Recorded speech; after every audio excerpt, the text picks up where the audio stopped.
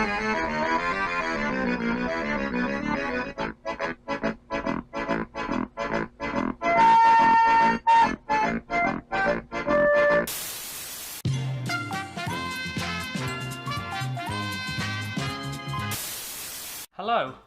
I'm Harry Sunley, and this is... You're right, I'm Chris, I'm the owner of this extremely popular channel. And we're gonna do a commentary and review on The Land of Darkness, the first film we made on this channel. Yes, the first of many disappointments that we have made. It's not good. Yeah, so I think what we'll do now, we'll get into the film. So. Yeah, let's jump right into this hellish landscape of copyrighted music, which we are going to have to talk loud over. Okay. I can't remember when I made this.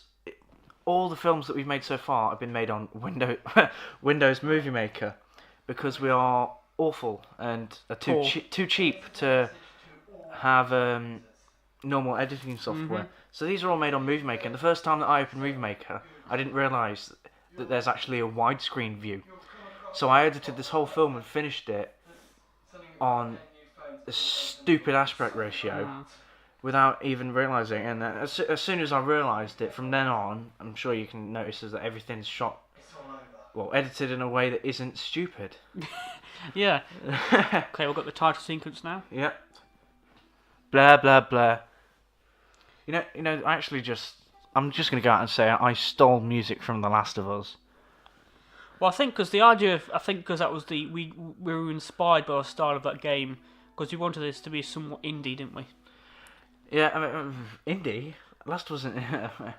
But yeah, I just not only like the music. There's certain music that always has the right type of feel for a film, and I'm sure at the time it felt like a good decision. But now it's just a copyright strike. Yeah.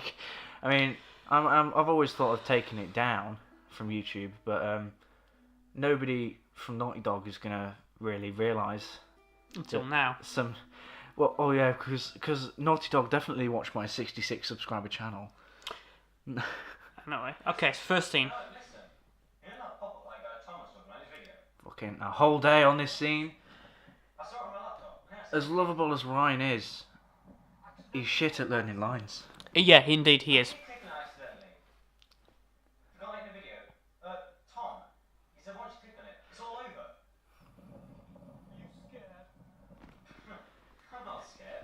I'm getting Vietnam flashbacks of the prequels from this dialogue.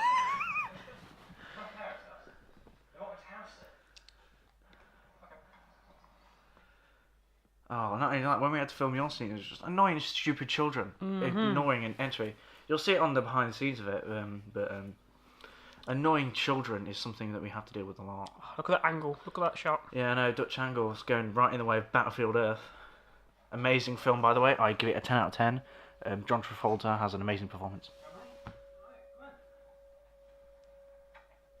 Alright, I'm going to talk about something that I actually like about this film. I like Harry and Ryan and their dynamic. Oh, thank you. No, seriously, it's the only thing I like. Because you two were such good friends at the time, I mean, honestly, we really don't know what happened to Ryan. He works in a pub. Does he? Yeah. He works at the Blast, doesn't he? Yeah, he does, yeah. But yeah, the dynamic of you two. Saving grace, I suppose. Yeah, it's the diamond in a shit sandwich, to be honest. It's the cheese and onion crisps in a bag of salt and vinegar. I mean, you know. And you can see the Tic Tacs in the corner. So, could you just explain to us, Chris, about kind of the sort of the bare concept of... Sorry, I have to point out the script that was just on show for a moment there. So what was the bare concept about the pills?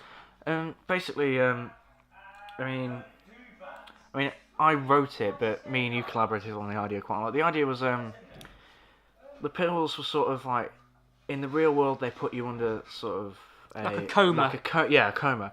But they have like this sort of Freddy Krueger-ish power about them. Like what happens in the dream will happen. Yeah. Like physically in real life type thing.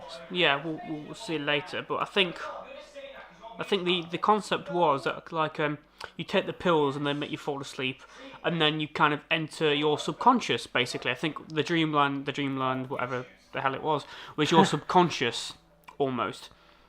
So yeah, and I think the problem we had was I think we were so beguiled by the idea we didn't really how should I say, we didn't really finesse the actual plot. That's why it's so higgledy-piggledy. There's no actual explanations, I think because we were so naive at the time. Yes, we were young and stupid and didn't really... Still are.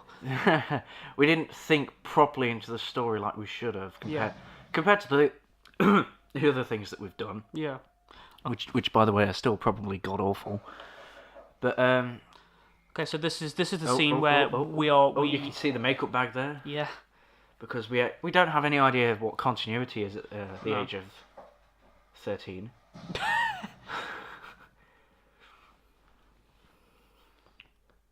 Okay, here we are. In a graveyard right beside my house.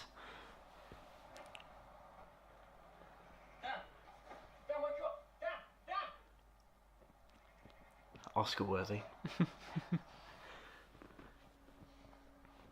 I must say, for all its faults, I do think the biggest strength of this film, if there is any, is probably the cinematography. I think, even though it's not perfect, I think What cinematography? We just pointed and shot. But I think we've got, it has a certain style to it. It's got a certain rustic, very underground feel to it. That's because it's made by amateurs that don't know what they're doing. Okay, here we are. The first action sequence. Oh yeah, Max smiling at the camera. I mean, for a first attempt, if you compare it to the test that we did for Extinction, this is garbage. See, the thing is with Max, yeah, he's kind of menacing, just things like that. He's just not very good. He's not a good physical actor. No. It's like, more he can deliver lines quite well. In a moment, like look, I just told him to try and stab him, and instead of needling him with the knife, he just like swings away. Oh, you recovered from that quickly.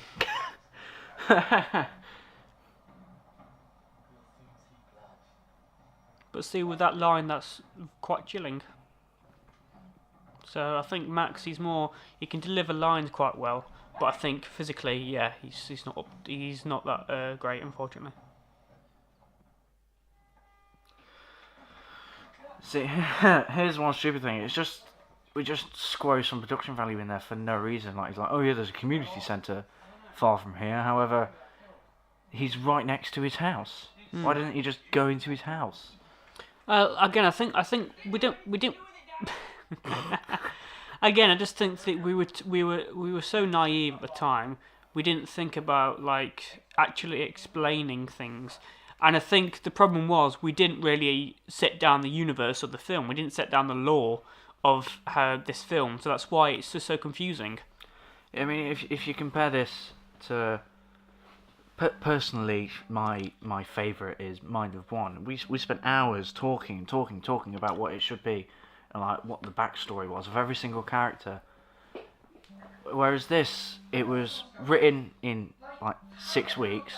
That's how you know it's made it. That's how you know it's going to be awful, because Suicide Squad was written in 6 weeks. And then we shot it in 5 days, which is actually the longest we've taken.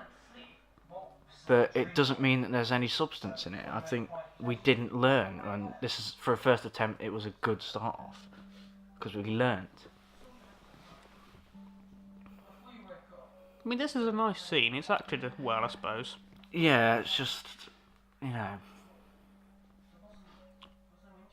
And I do think, again, with the rustic, very underground kind of shabby feel, it does give us somewhat... The stock filter helps for that a lot. I just think it gives it a weird kind of sense. There's slightly not... somewhat, I can't really put it into words, but it gives it a somewhat kind of... I think the rough feeling helps with this story. It gives it... Hey!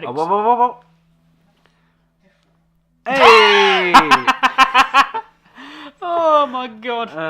So what was the direction? What was Please, it? Chris. What was the direction in that shot? Look menacing. But instead he looks high off his ass.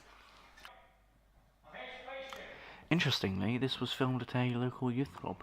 Oh, and in the background there is a poster for something That never happened. That never happened. Interestingly, The second action sequence. awful, if I may say. Oh, scary.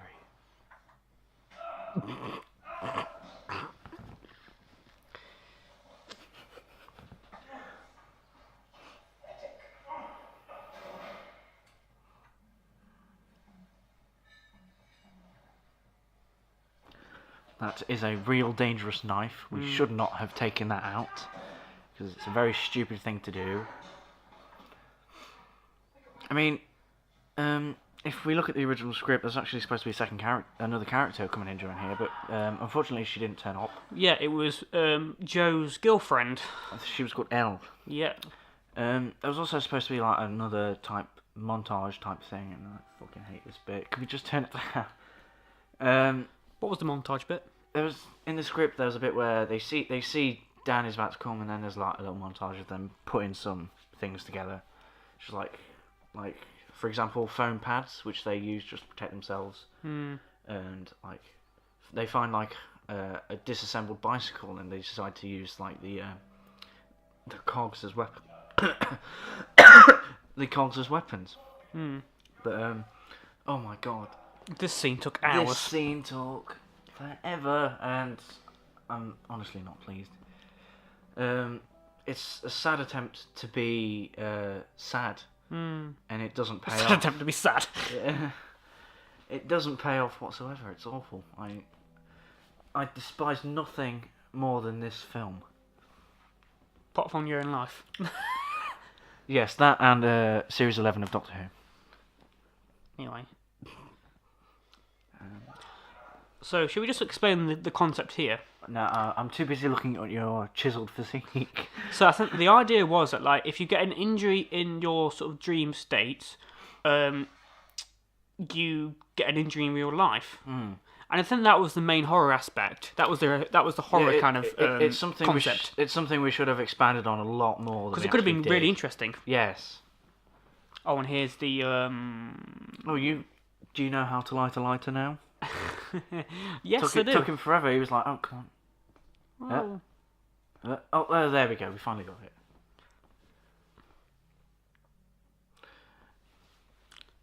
So, this is the sex scene. yeah. This is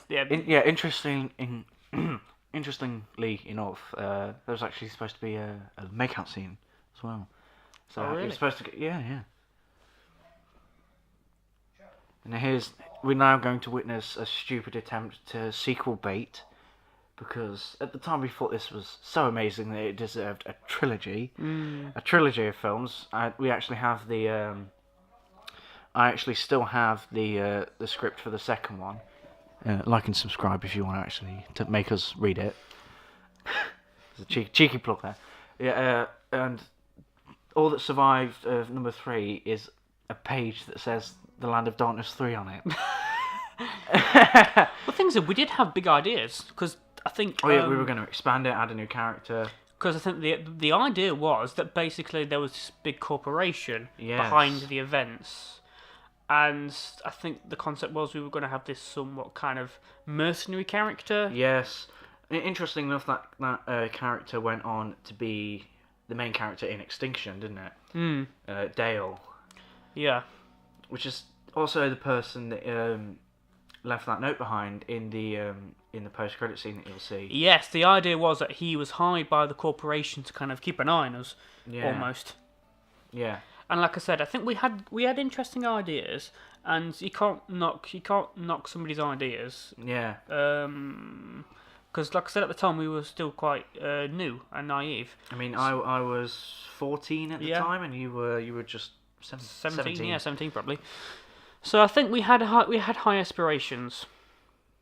That's all I can say.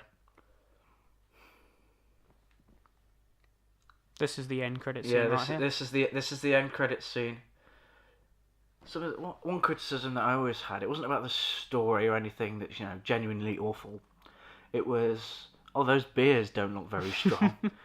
That's the only thing. Like nobody would come up. Nobody that I showed it to, like I showed it to people at school once, embarrassingly, because my teacher made me. And every single, it wasn't. Oh, that story was shit. Like it's supposed to be. It was. Yeah, those beers don't look very strong. You just play it off as, oh no, they're gin. It's gin. Yeah. It's gin. Here we go. Another attempt to set up a sequel. Interestingly enough, I still have that piece of paper. I've got every single prop that we've ever made. Yeah, it's memories, isn't it? Yeah, and not only that, when I get super famous, You can sell them. yeah, that's right. So that was A Land of Darkness, Chris. Yeah, not proud of it whatsoever. So were we going to speak about if we were going to remake this? How would we do it? Better everything. So I think I was sort of saying about how if we were going to redo it, I think what we would probably do is, I think obviously we would expand the story, obviously, but I think we would just try and give the film a bit more explanation and try and expand the lore, I think. And one of my ideas was that when the main characters go into the dream state, or whatever you want to call it, they meet another character who is a research scientist for the company. So she would kind of be there to basically exposition, really, just to explain everything. But I think with that, it would explain the plot a bit more.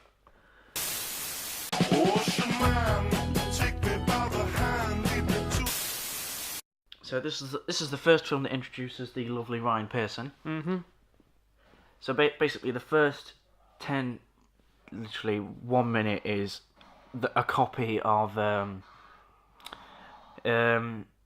Survival, the short that we did. I do have to say, I did enjoy editing these credits. I believe they are. You can tell through the films go on, the editing does get better and a lot better. Yeah. And also the veer away from copyrighted music. Can't do that now because there's a fence there, isn't there? Yes, we have a fence there now. But we can still go into the graveyard and desecrate it.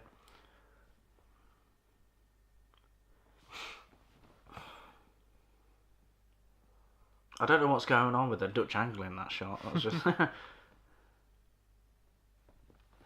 hashtag sponsored by Black Sabbath. So I need to turn it up. So what was the idea for the character here? The character, well, it originally stemmed as like just the like a survivor really of this, like a cold-hardened survivor of this world. But Ryan honestly didn't fit that very well, so we kind of made him a little bit more of a. Yeah, he survives, but he's not the cold-hardened big person that you'd expect. He's more of a just somebody that's there, kind of like Jesse Eisenberg's character in Zombieland. He's not the strongest. He's not the best. Yeah. And I think his arc was he was just trying to get back to his girlfriend, as you can see here in the letter. He just wants to get back to his girlfriend.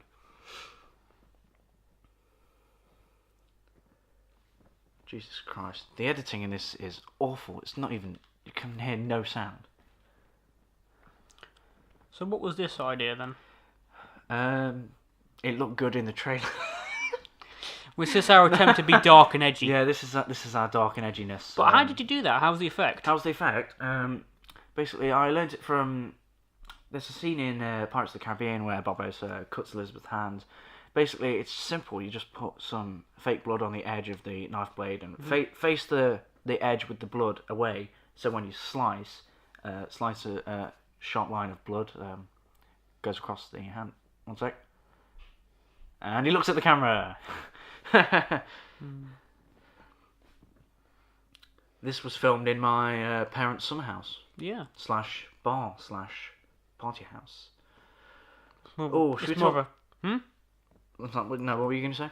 So it's more of a party cabin, but Yeah. what was you going to say?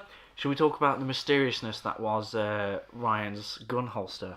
Oh yes. So, so basically, obviously, as you can see, he's got a holster for the pistol he's carrying with him, and basically, it's more like a crotch, it's more like a crotch pad than a holster. Because Ryan didn't really know how to attach it properly, so instead of attaching it to the side of his trousers, he attached it to the front. Oh, first action scene. Oh wow, you can actually hear the audio in this bit. I really do like the Nerf. So, what was the idea of this Mike, the character I played? Your character is just well, I believe you came up with the character entirely in yourself.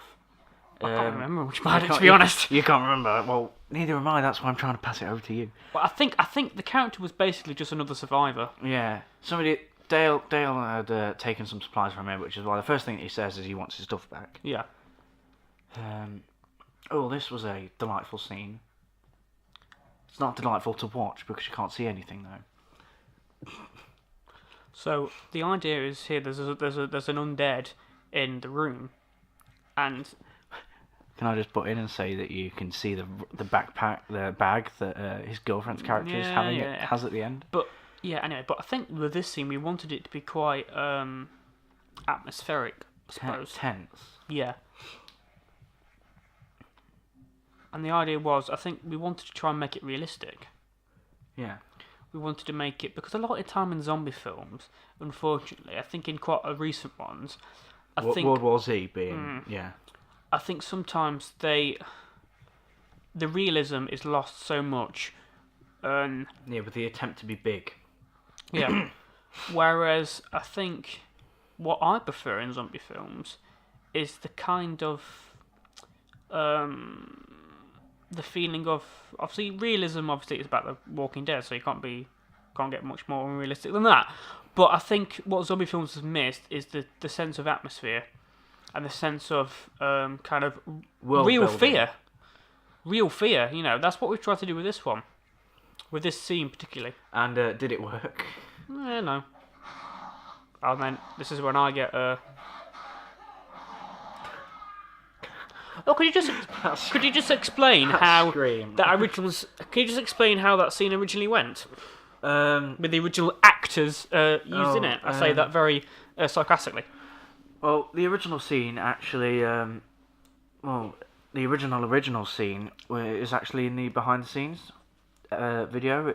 It's the whole script was rewritten in a day because we didn't have enough actors. I think just thinking about the actual script is 2 pages long. It's 2 pages long. Let's just put that into perspective. The Land of Darkness, I think, was at least 7 pages long. Greed and War was like 12. Oh shit! The audio just cuts out there. It's like Birdemic. And not only that, the film that we were gonna make, which sadly we aren't making now, was I think 20 pages long. So it was by far the shortest thing we've ever done. Very rushed as well. We're still learning from our mistakes here.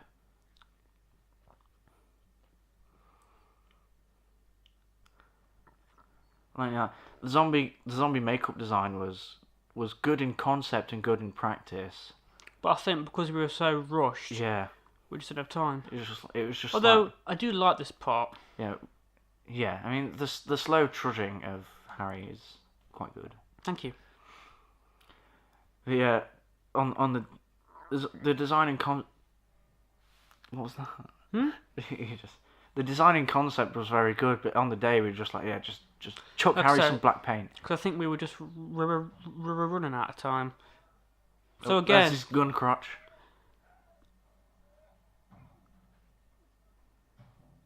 So I just cringe so much when I see how my face is all somewhat mutated, apart from my neck and my ears and hands, well, wrists.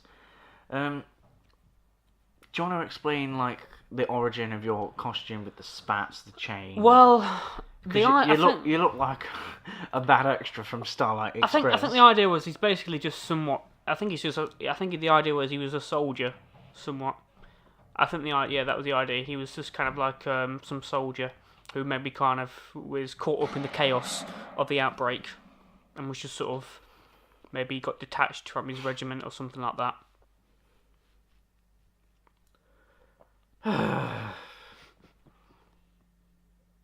So this part here, I think we do kind of we get our stripes in this part because I think the idea was that he's very overwhelmed. Yeah, he's just killed somebody. He didn't really want to. So, not only that, the choice to just have music over this scene and no dialogue whatsoever was a lot better. I think if he had dialogue, it would have ruined it so much. I think sometimes the best direction is pretty much kind of like little direction when you think about it. Yeah, just the sort of things like obviously we're not a Hollywood studio or anything or professional actors, but just even though Ryan and Jessica had actually known each other for about a few days, they just managed to pull this off. And I think, like I said, the lack of dialogue and the simple kind of the simpleness of the acting. I can't put it into better words, but the simple movements. Oh, he's on the floor, he's crying. She comes and comforts him. That's enough to tell the audience. And they walk off together holding hands. So that's enough. And I think sometimes in films recently, I think there's been the opposite of that.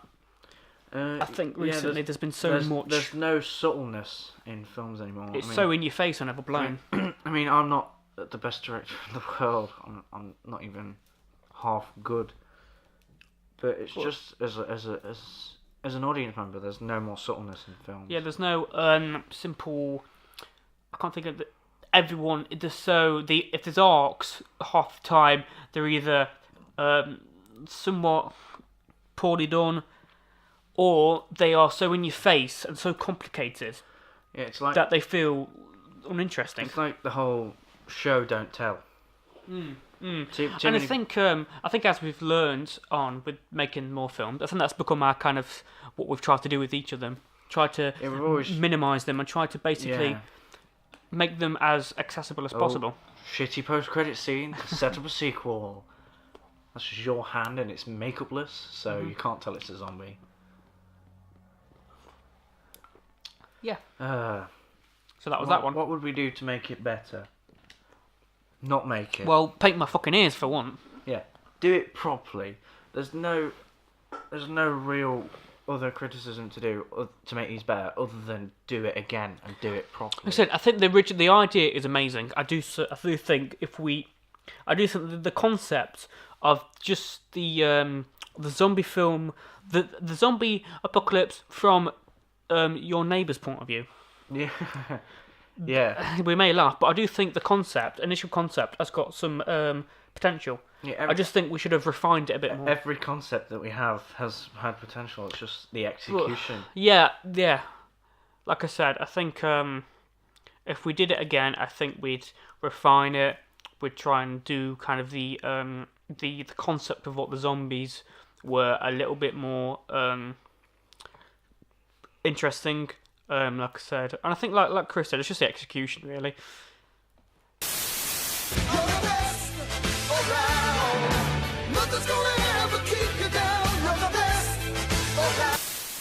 Mind of One, Harry.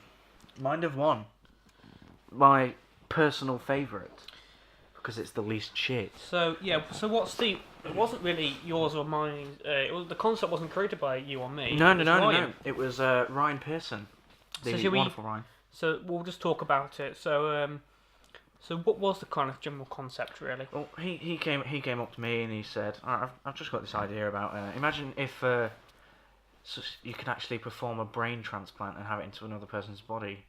I mean, it's not the newest idea, but it's still a good idea. And certainly not something that's very mainstream. I mean, it lends itself to the kind of artsiness. Yeah, it's probably our most artsy film. Yeah, but then I think this film, I think we all love it so much because it's a very psychological. It taps into quite a lot of psychological themes, and it's quite simple as well. Yeah, it's very self-contained. It's not trying to be better than it actually is. It's not trying to be big or important or have a massive big message. It's just very kind of it's just one of those ones that just makes you think a little bit. Yeah. And that's all we really wanted it to be. It's solely based on the concept and characters, right? Yeah, like I said, and I think it's probably our best film, to be honest. Yeah, it's not trying to be actiony. It's not trying to send a message or anything like that. It's just itself. Yeah. Which brilliant thumbnail as well. Just me with a knife. Just you with a knife, a massive, massive butcher knife. Should we get into it? Yep.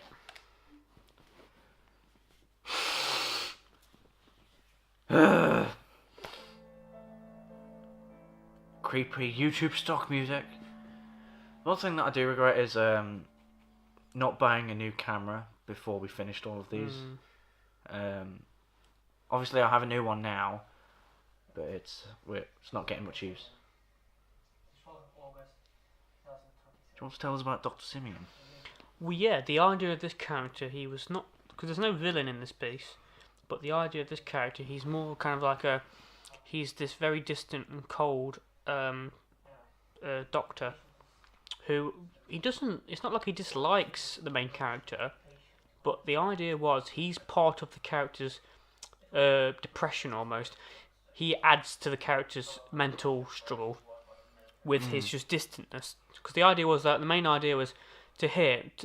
Simeon just thinks of the main character as he's just another job, just an experiment, nothing more than that. Yeah, yeah. We didn't have the idea that he sees it as a human. He sees it as a scientific type thing. Yeah.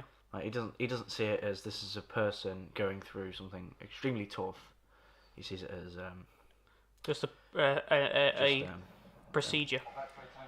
Yeah. Here we have Ryan in an extremely oversized military dress, which he got from his older brother or cousin or something like that. So yeah, so I think what was the idea of the main character? The original main character, it's like it's the type of time where it's a bit in the distant future. Another war has broken out, and he deactivates landmines for a living. And in this scene, he's just going through and checking and making sure. Yeah. The music is an awful choice of this scene. I really don't like it. It's just kind of boring. Something you change. Yeah, definitely something I'd change. But the rest of the music is very simple, just like that. I like how he just uses a notepad to check mines. Like there's nothing futuristic or anything like that. It's just a notepad. Yeah. Interestingly enough, that is a real air rifle. It's not a toy. It's broken, mind you, but it's the one thing that adds a slight amount of production value to this film. Slight being a very, very big word. Oh, and Ryan's got his pistol holster on the right way this time. And again, I think this film, with this scene, again, it uses that simple less is more approach. Yeah, he's just... Well, we had the idea that he's just writing like a diary or a letter to his family or just things like that. But we don't explain it, and that's kind of good because we don't need to. Like I said, I think just the filter adds that slight kind of it nostalgic shows... element to it. Yeah, not only that, it visualises this is a flashback. This is not the present. Especially seeing it. The Dr. Simeon recorded videos in colour as well. Also, I did notice that with I just got to notice that with the Simeon sort of tapes, you did it in the... Yeah, I did. I went back to the regular old aspect ratio thing that we did for Land of Darkness. Just to give that kind of... Just to make it appear more like... Give that kind of... The video camera feel, rather than it just being a regular differentiate shot. between... Yeah. Because there's obviously some people out there who can be like, "Oh, you just use the same camera." It's just like, yeah, we just need, And boom, he's dead. Yeah. I do have to say, I like the sound design of this section. Especially the ominous title as well. Ooh, here we have a not sponsored premium. Here at JML, we have a premium set a set of butchered So yeah, knives. was the idea that basically the surgery was done quite almost kind of back alley, you know? Yes, that's why he does it on top of a love heart. But yeah, I think wasn't the idea that basically somehow the surgery is not even done in a surgery; it's done in a house. Yeah, it's top secret. It's kept so secret that it's away from hospitals. So the idea is basically like that he's just been told, the Simeon character just been told perform this operation and that's it. Okay. Interestingly enough, that's what Harry says before he penetrates you. All right, just take it easy. Now, Here we have the idea of the POV shot is just to hide the quote unquote twist. So for now, you can believe that he's just been in a hospital healing, whereas in actual fact he's in a completely different body. mm. I'm going to ask you some questions. Right. What's your name? Jack Peterson. Good. Your age? I'm 19. Okay. Final. And do you like roofies? Something he also says before he says take it easy. 3, 4, 5. You actually dressed as Dr. Simeon for Halloween, didn't you, at some point? I did, yeah. Very scary. I've still got that mask. Somewhere Yes, it's up in in my... the prop cupboard. Yes, it's up in the shit drawer known as prop cupboard. But yeah. This is Dr. Simeon. Ah, another video. September 2023. Patient is recovering and coming round. However, his eyesight. It's like how this is supposed to be like a completely different room, but no, it's not. It's the same. You could probably just hear what Dr. Simeon is saying. I'm also very excited to see how the patient reacts to this. Again, just a small subtle hint about the true fate of quote unquote Jack Peterson. Swelling of his eyesight should come down, and then he should be ready to. Oh, the swelling of his eyesight. Took you a while to say that. You went. Well, there's a scene later where he has to say brain transplant, but instead he says brain transplant. Nothing what to do with the distraction. Something he also says before he penetrates you. Oh, somebody coming downstairs. It's probably just Ben.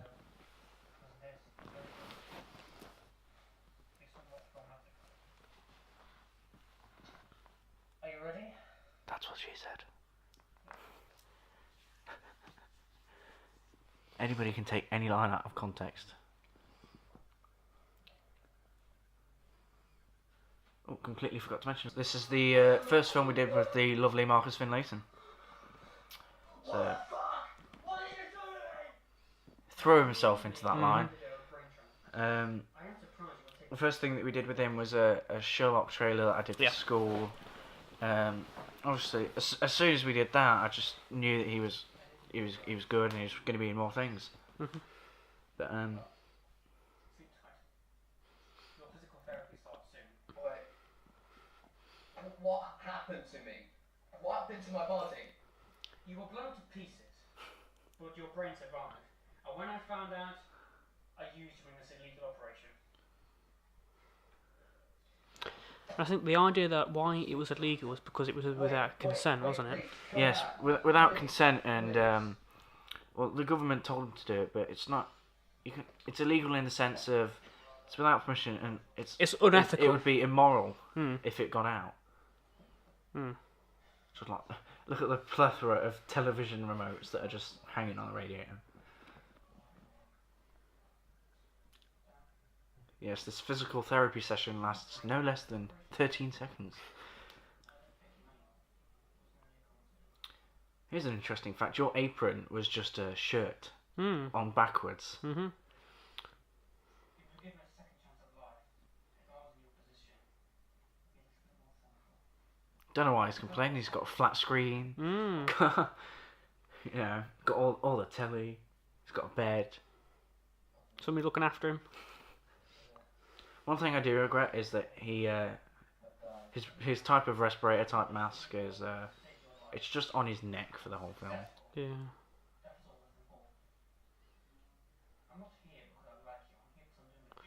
That's There the we key go. line. Don't get all cushy with me. What does a body with a brain in? You're not a human being yet. So don't think you can order anyone around, especially the naked. And all information about this experiment is classified. Understood, patient 98. Wait, patient 98? You killed 97 people! You murderer! You belong in jail! You fraud! You almost knocked a chair over in this scene, didn't you? Look, oh. Yeah, not only that, you and Marcus, friends in real life, you've got a really good dynamic as well. And you know when to become serious. Fucking cancer! So how dare you say that to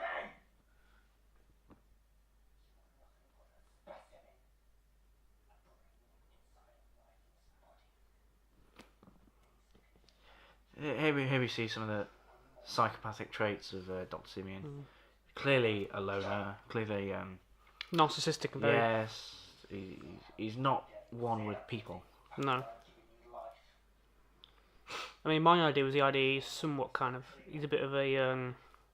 He doesn't sleep at night. Yeah, He's very that's kind why, of. when looking at makeup for this, we decided to give him very, very dark eyes. Yeah. I think the idea was he's this very kind of almost neurotic character. Yes. Because the idea he has this kind of in the journal he has kind of like a what are they called the kind of you hold them up and people see things out of them, different things. Oh, like the ink paper thing. Yeah, he has an ink painting, thing. possibly done with blood. Yeah. So there's that hint of somewhat You derangedness. see it in the teaser trailer thumbnail.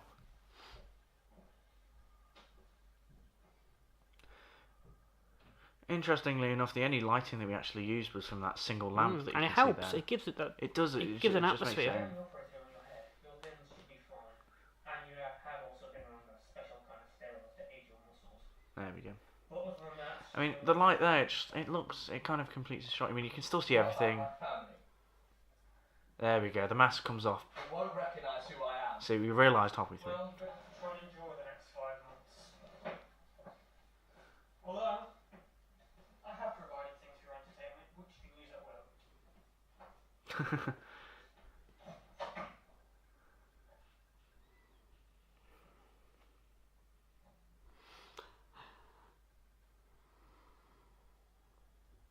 This shot says it all. Yeah. I mean,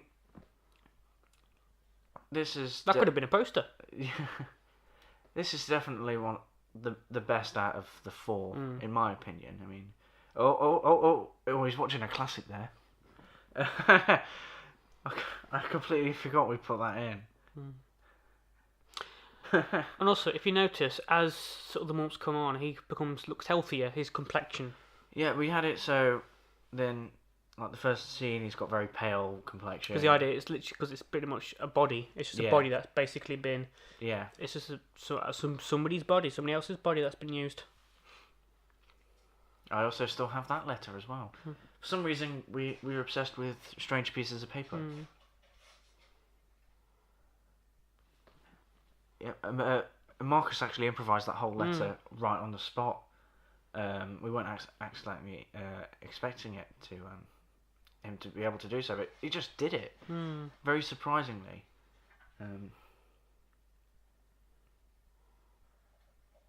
There we go, night vision mode.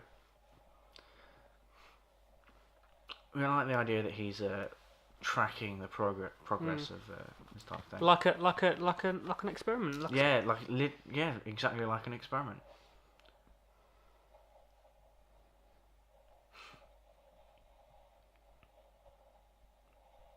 And in post, I added a radio type static sound as well. Ooh. This is just basically, the camera stopped rolling. This is what he actually he just sits and stands and stares Yeah. at his own marvel, his creation. I think the aspect I went for was kind of like a Frankenstein element, Yes. especially with obviously Jack. The key is in the lock. Jacking the hand. It's just jacking it off, isn't he? At any moment, it's going to squirt out some oil.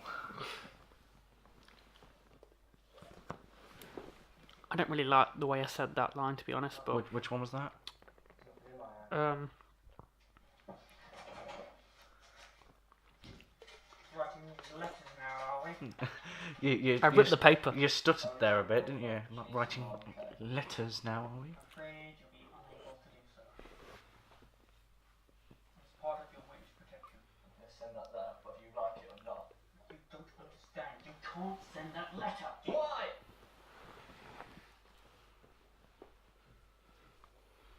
Do you want the honest truth?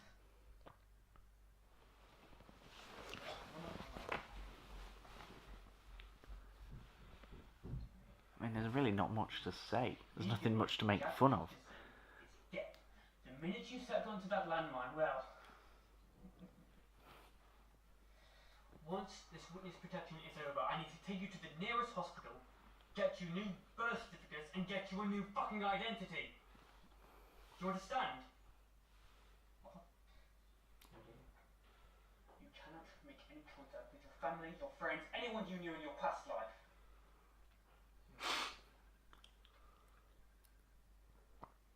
You just took my life. I saved your life. A winning sacrifice I made to keep you fucking alive. I'm afraid there is nothing you can do. There is. I mean, the idea that he ultimately kills himself is a bit stupid when you realise he's just jumping off the balcony of the house because it's not high enough. But the message still gets across in Yeah. a good way. But then, even still, he'd still jumping off that. He'd still cause damage to himself. Yeah, it's still. I think he'd. He could cause brain. I think if he doesn't kill himself, brain damage at least. Yeah, I think the idea is that he plummets head first. And I think the idea is that even if he can't kill himself, he just wants to somehow. Get out. Yeah, he wants to somehow. He doesn't want to be living. He doesn't want to be in that body anymore. Yeah. Another way to set up a sequel. No. Yeah, that was probably the best that we've had. It is. I do think. I must say, it is. It does. It feels the most like a film. Well, no, not even that. It feels. There's something to it. There really is something to it. Yeah. It had the It most. leaves thought. an impression. Yeah, it had the most thought into it. Mm. And I think because we really took our time with this and we really wanted to perfect it, we really did. I think it shows. So I'm really proud of it. Yeah. And it wasn't even one of our ideas. No, I think that's why. I'm proud of it. Yeah.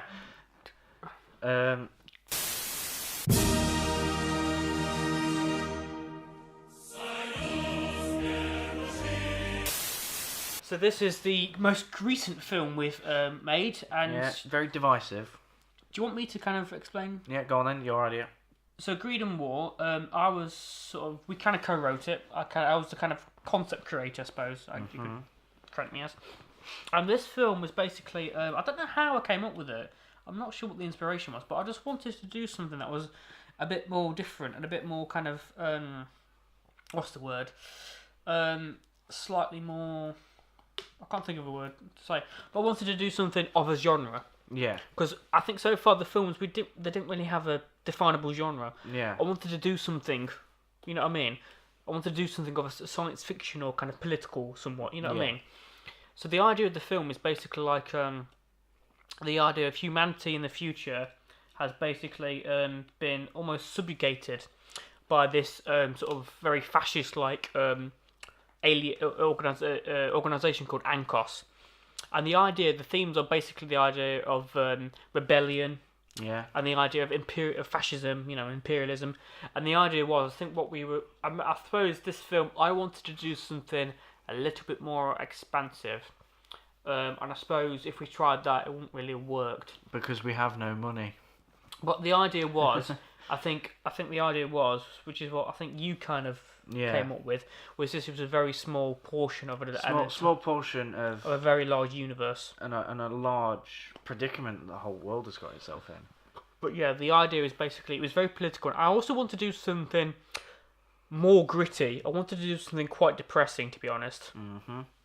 And I know people say, "Oh, those films are boring," but I wanted to do something that was a bit, not quite shocking, but I wanted to do something that had a bit of oomph to it. You know what I mean? Yeah. In terms of sheer kind of what actually happens and the themes and things like that.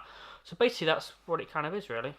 I mean, I say a lot of negative things, but I haven't really watched this in a while. The first scene is a rip-off of the opening scene of Inglourious Basterds.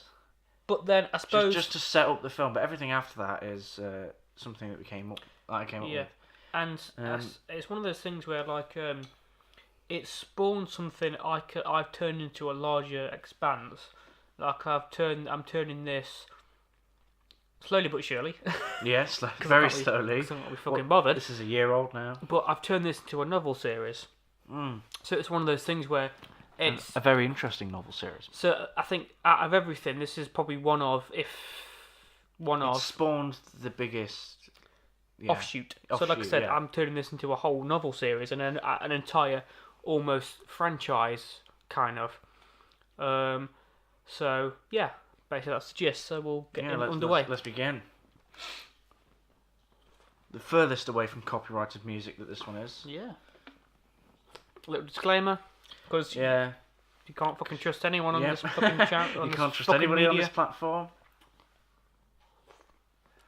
There's always some bleep. If you just mention Adolf Hitler, you'll get somebody. I'll probably be called a Nazi now. There's always some cunt. Bleep that out. Okay, here we go. Also, the first thing is we chose to do this in black and white in grayscale. Yeah, because we didn't have the budget for a black hat. Well, no, it's a bit more than that. Okay. But I think it was just to add to that grittiness. Yeah, it added to that the post-war 1940s type thing. Yeah, and I think we just wanted basically, we wanted this to be the most obvious kind of inkling. Yeah. And that is Mia Gadsby. In her first appearance. Yes, her last appearance actually, as well. Brilliant person, brilliant actor, Yeah. very good. And we have the lovely Marcus in albino face. I mean, white And paint. probably his best role. Yeah. Oh, there's me. There's me in the background. And I'll explain here, the idea of this character was basically he's kind of like the security chief of Ankos. He's the one who deals with kind of the rebellion because he's a kind of like I think the main inspiration was basically Gestapo. He's a Gestapo officer. Yeah. That's the idea. I really don't know what Marcus did here, but the accent that he has. Well, I think the idea was basically he was the Alzadians, which is what the species is. Yeah. If you haven't fucking noticed by now. They are the design of them is they're just extremely pale. Because the idea is that they're cold-blooded Yeah. and they're reptilian. So the idea that the voice is aristocratic. We wanted the Alzanians to be kind of almost European, somewhat kind of a bit kind of like the sort of Victorian imperialists. Yeah, the accent reflects how they believe. Because they are in fascists and they have imperialists because they have a massive big like intergalactic empire. Yeah, the accent reflects how they believe people superior to others would speak. Because they are very much master race. Yeah, in their opinion. Well, in actual fact. Poster in the background, that is me. Yes. I want to explain that later. Really? Does it come back later? I can't remember. I don't know, does he? I can't remember. I don't know either. I'm not sure.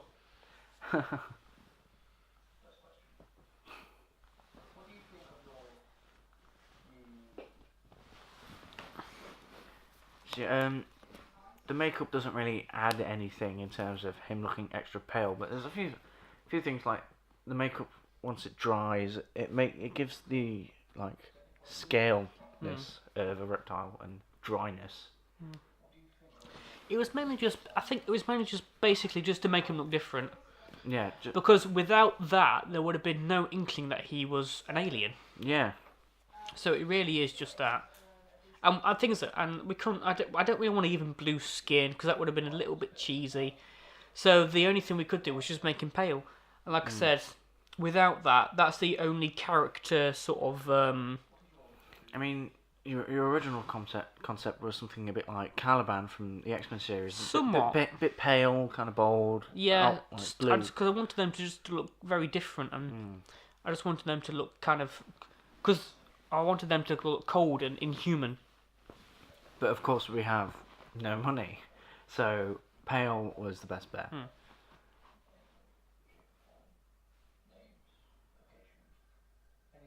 He sounds a bit like Sean Connery now. Thinking about it. Names, locations. Yeah, I think the pale skin is almost it's kind of vampiric as well. Yeah. That was a sort of inspiration. The sort of kind of a vampiric kind of inspiration, I suppose. Yeah. Gothic almost. Yes. Now, one thing I have to say, this is the longest opening we've had in a film. I think it's 6-ish minutes.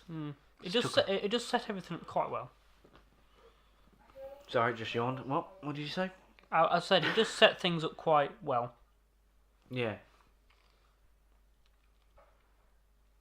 Thank you very much, Mrs. Johnson.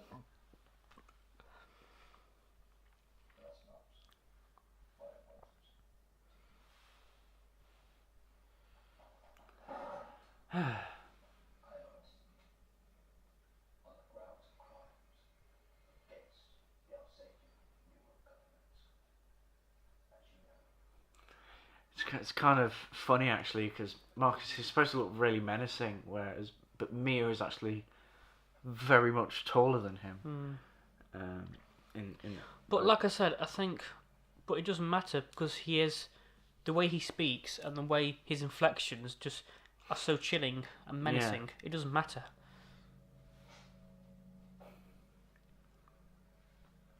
Again, the music I wanted to keep very minimalist. Oh God, look at that. Oh, that is. Sit down.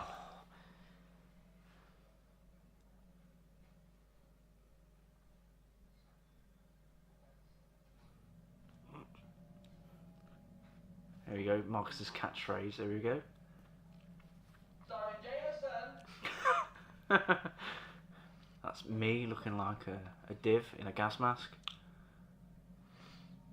Again, that is a real air rifle, and we are actually pointing it at me. It's not loaded. Well, it's not loaded, of course.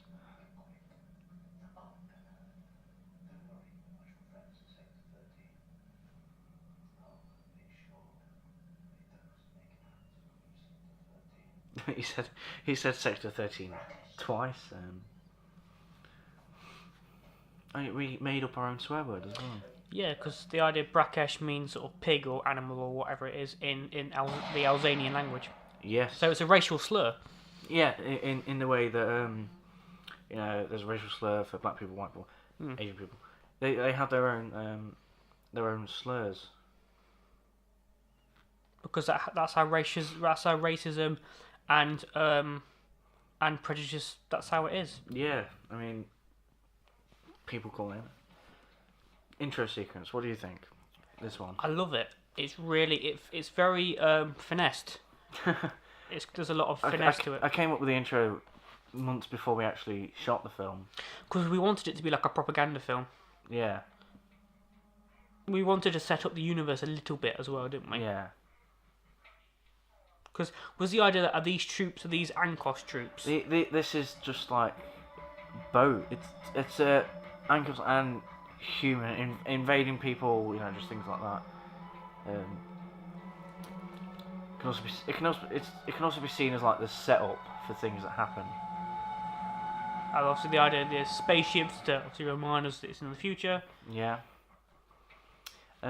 You actually designed the symbol as well, didn't Yes, the sort of the Ankos symbol. you? We wanted something. Like the swastika. Yeah, something reminiscent Of the swastika. Yeah, and we came up. You need big contrast, very sharp images, and it's just like Yeah, You came with that design, and it went. and the idea it's worn as an armband, which again Yeah. is reminiscent of the Nazis. Yeah, it's Which sort is- of- it's literally like the Imperial Empire from Star Wars, the Nazis. It's all combined. with elements of even kind of the British Empire, Yeah. Romans maybe, Any empire. but on a galactic scale. Yes. Exposition. So could you just explain? Because we had our differences with this. Mhm. Because you didn't want aliens in this originally, did you? Yeah. The idea of alien. It's so hard to get aliens across. Because I think especially without a budget. Didn't you want the Ankos to be kind of more like they're only mentioned? The idea that I had was they're a fascist government brought out by humans. Because the thing is with aliens, it's very hard to do aliens, especially if you don't do it correctly. But then But my argument was that we would lose the yeah, racism element, the element, yeah, the idea of prejudice, and the idea of that burning hatred for someone who's different. yeah, and not only that, there's No, we use this to identify as rebels. there's a type of thing that Lauren, if a you boss know said that, you could get killed. you need it, don't you? Well, yeah, because like I said, we would have lost the idea of Two different sides, two Yeah, different species because it going would have against felt like each humans, which is Yeah. already, which has just been done to death.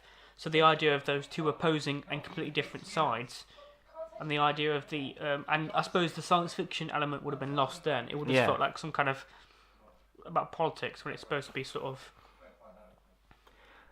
other. Here is Ryan and Hannah, in her first appearance. and last appearance.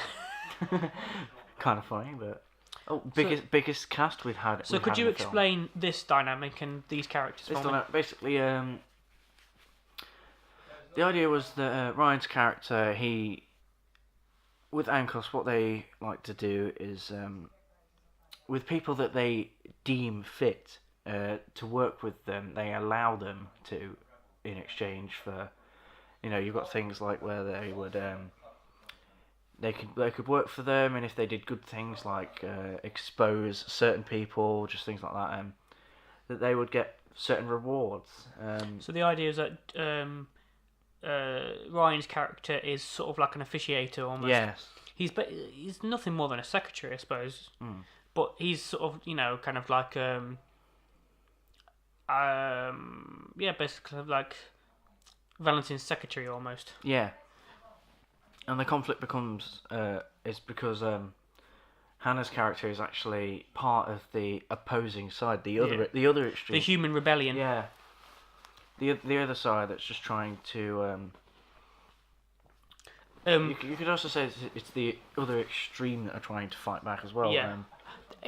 The extremes is what it's about. So fascism and rebellion. Yeah. But fascism and kind of, I suppose, anarchy, I suppose. Yeah.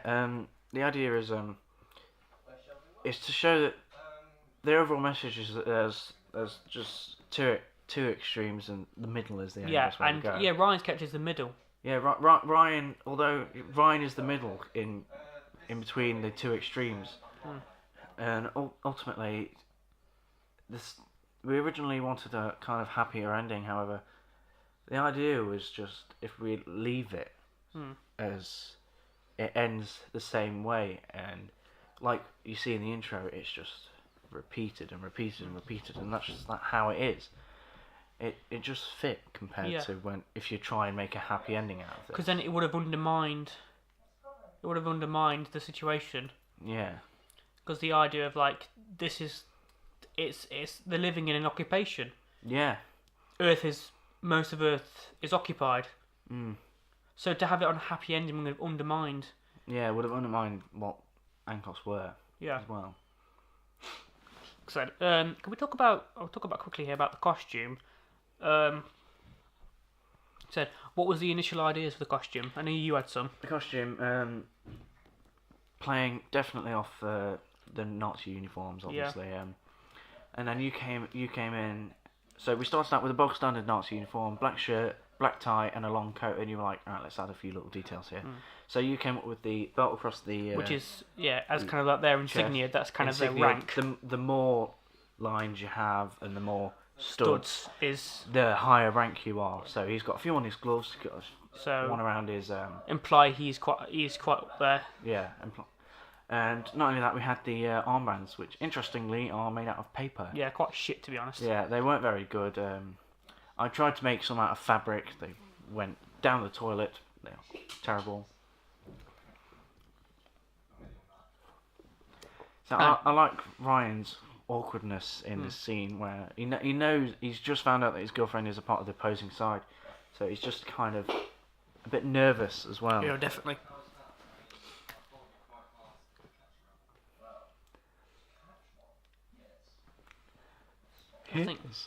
I think Marcus, he's so undeniably menacing, and what I like about the way he plays it, there's a very kind of there's a cool, chilling kind of charm to the character.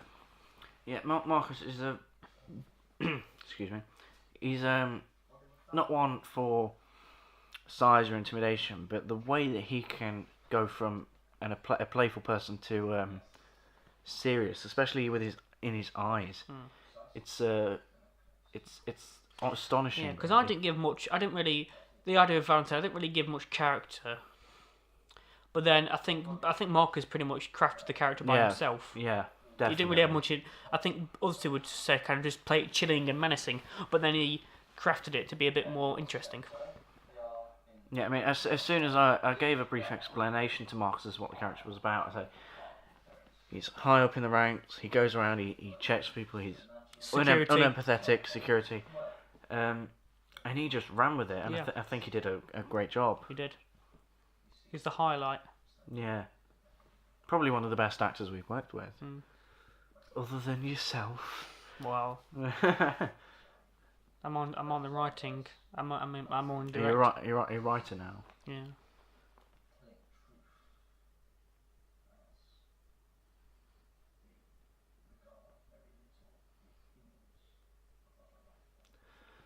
Do you want to, in other things like the costume, the things on his collar? Oh yeah, they're kind of like his sort of department patch.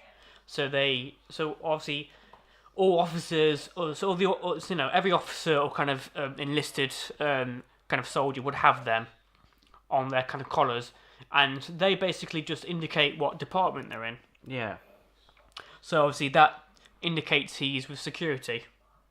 Mhm. And kind of like public public relations. I suppose, yeah. Not much, but yeah, that's just basically what it is. Because I find that, like, I think the more detail you put into it, the more believable it feels.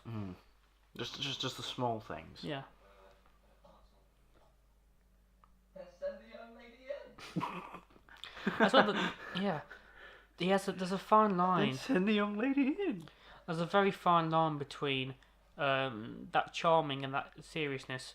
What I like about the character is that you don't know what he's going to say next. You don't know what he's going to respond, what his response is, which is brilliant, which is what a villain should really kind of be. Yeah.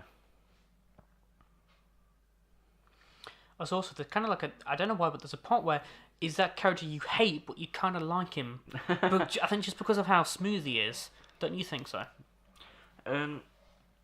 It's one of the the main character in this is Eric. In this. Yeah, when you think about it. Yeah. Because his presence just overlaps everything. Yeah, I mean, there's a certain point between menacing and charming that makes a psychopath scary, and in that type of way. And I think Marcus just carries it very well. And yes, he is likable.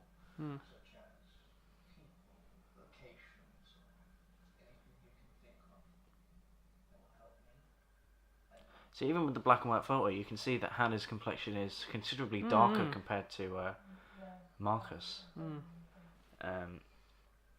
It's just that sheer sense of difference. That's all we needed.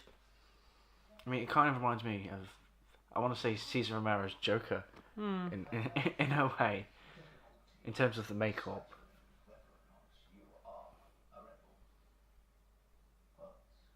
I had to just she gives so much.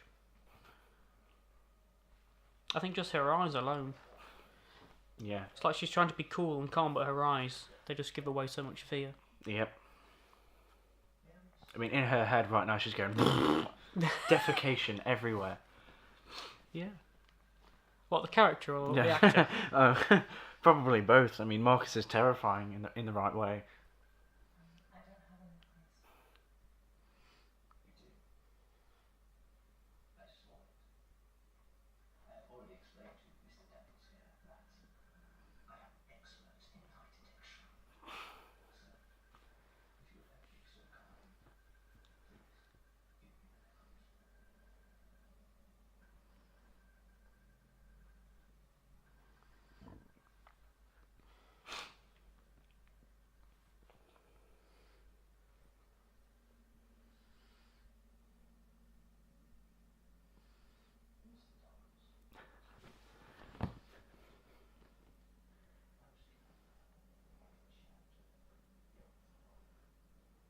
No, I can't leave. I have to stay here. Lie!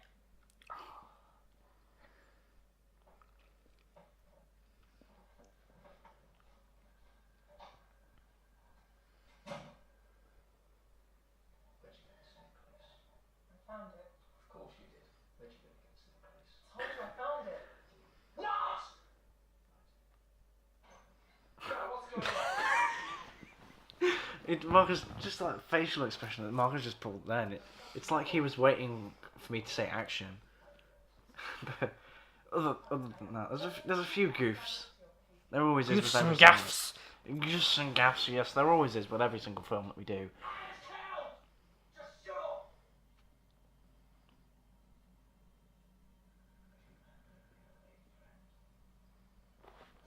See, this is what we're talking about with the reward aspect and employment of people. Making humans sort of snitch on each other. Yeah, and kind of like the way that the Nazis actually did as well in that type of aspect. You son of a bitch. That took a while, didn't it? Oh, second racial slur that we made up, pasty, Yeah, which is what the humans said called the... due to them being extra pale. Which again is prejudice. It's basing... Yeah, it's... You're forming an opinion based on what somebody looks like. I will not let you kill Lauren. See, Ryan, he's on the middle. He wants to please his boss, and yet he wants to stand by his girlfriend. He's a tragic hero. Yeah, he is. He's the tragic hero in this. Very Shakespearean. Now this is...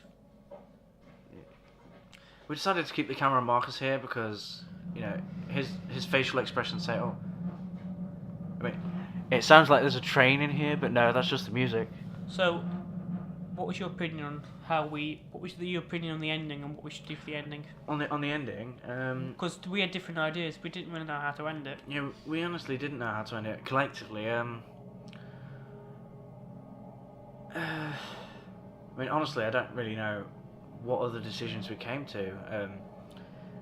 We decided that Ryan definitely should give a speech about how two extremes just doesn't help.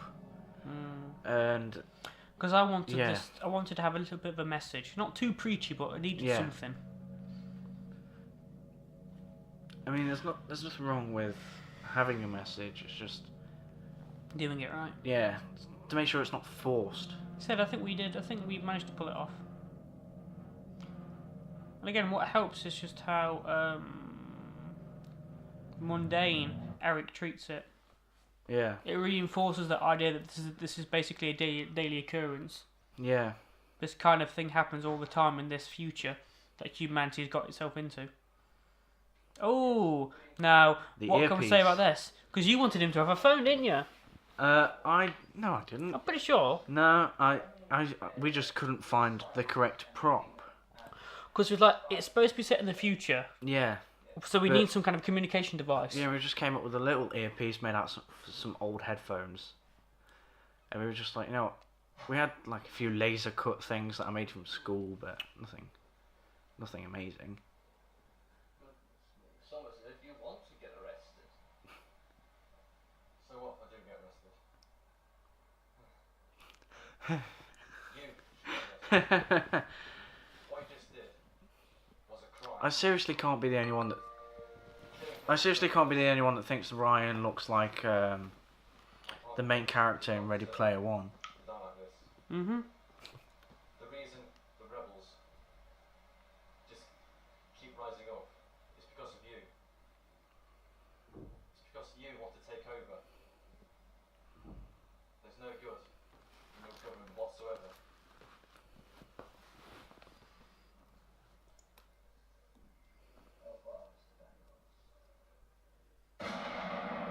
And that's how we ended it. Yep. Blunt, gritty, to Yep. the point. Yeah. So, would you ever consider remaking this or doing it better? What would you change? I'm not sure. What about if we had a bigger budget? Well, yeah, if we had a big If budget, we could do quite a lot. couldn't we? we'd actually be able to do something more than competent. Or less stupid. I think maybe just sort of expand the universe a little bit more. Just show a little bit more, as much as we could.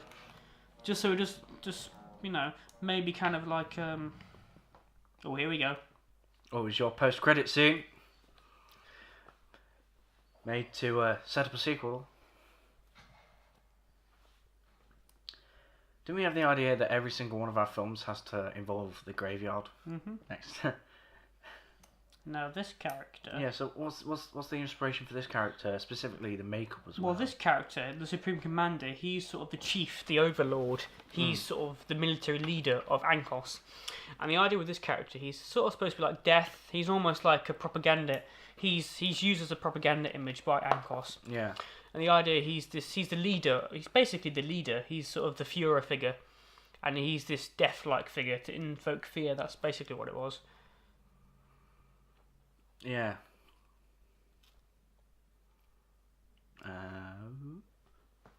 That's it. So yeah, things I do differently. I think what I'd do is I'd just show a little bit more of the universe. Maybe perhaps Yeah. what we could do is maybe before it all kicks off, we could have the idea of we could show Valentin his day. You know what? Yeah. Maybe Valentin kind of like inspecting something, or kind of like we could maybe include the Supreme Commander at the start, perhaps giving some orders to Valentin and just explain Yeah. who he was, and just explain things and explain what happened in the history, explain what had happened to humanity a little bit more. Yeah. So maybe that's it. So just expand the universe a bit more and give some more context to everything. Yep. I completely agree. So yeah, I mean, there's not a lot I would change. Honestly, apart from if we had a bit more money, yeah, just expand it. because I wanted to. I mean, I suppose I was quite. What I wanted to do was we couldn't do because I wanted to show the war. Yeah. And the reason I did it because I just wanted to reinforce the idea of this being this war, there's death and people are being killed. Yeah. So if we had more money, we'd probably do that.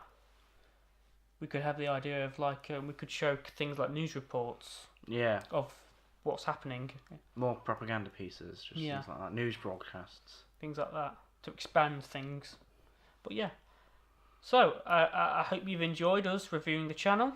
Yep. We had fun looking at all this garbage. Yep. Looking at all this shit. So yeah, we don't know what's going on for the channel in the future, No idea. but if we do something, Yeah. If we do something, it'll go straight on. yeah. I mean, But thanks for watching. thank you very much.